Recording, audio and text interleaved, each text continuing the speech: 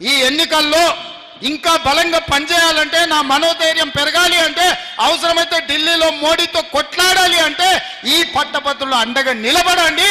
మీరు అండగా నిలబడితే ఇక్కడ కేసీఆర్ని కాదు, అక్కడ మోడీతోనైనా కొట్లాడి మనకు నిధులు నీళ్లు తీసుకొచ్చే బాధ్యత నాది.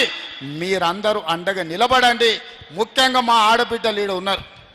ఆర్టీసీలో బస్సు ఉచితంగా మా ఆడబిడ్డలు ప్రయాణం చేస్తే 150 కోట్ల మంది ఆడబిడ్డలకు 4,000 కోట్ల రూపాయలు బస్సుల్లో ఉచితంగా నేను ఇస్తే నాకు ఓటేయండి.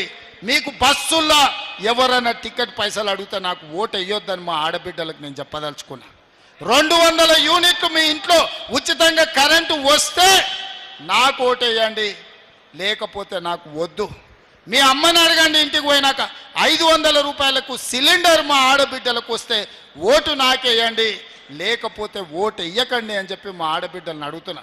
స్వయం సహాయక సంఘాలను 67 లక్షల మందిని ఇవాళ ఆత్మగౌరవం లేకుండా ఉంటే సంఘాలను మళ్ళీ పునరుద్ధరించి 1 కోటి మంది ఆడబిడ్డల్ని కోటీశ్వరులను చేయాలన్న ఆలోచనతోని ఇవాళ వ్యాపారాలు ప్రారంభించడమే కాదు, 600 ఎలక్ట్రిక్ బస్సులు ఆడబిడ్డలకు ఇప్పించి లక్షాధికారులను కోటీశ్వరులను మిమ్మల్ని చేయడానికి మీకు బస్సులు ఇప్పించుంటే నాకు ఓటేయండి, లేకపోతే ఓటు వేయకండి.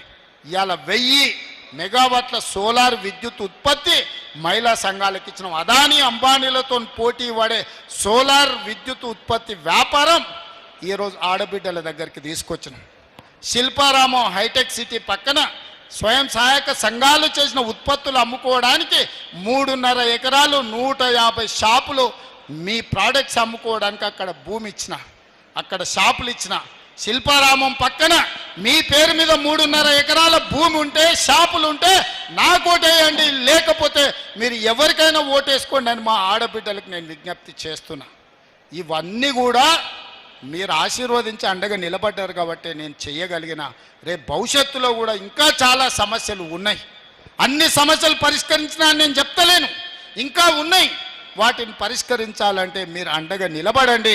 మీరు అండగా నిలబడాలంటే నరేందర్ రెడ్డిని గెలిపించండి.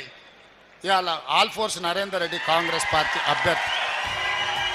ఇవాళ కాంగ్రెస్ పార్టీ నరేందర్ రెడ్డిని మీ పట్టభద్రుల ఎమ్మెల్సీ అభ్యర్థిగా ఈరోజు కాంగ్రెస్ పార్టీ నిర్ణయించింది.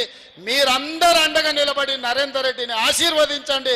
నిండు మనసుతోని మీకు వారధిగా, మీకు సారథిగా నిలబడతాడు.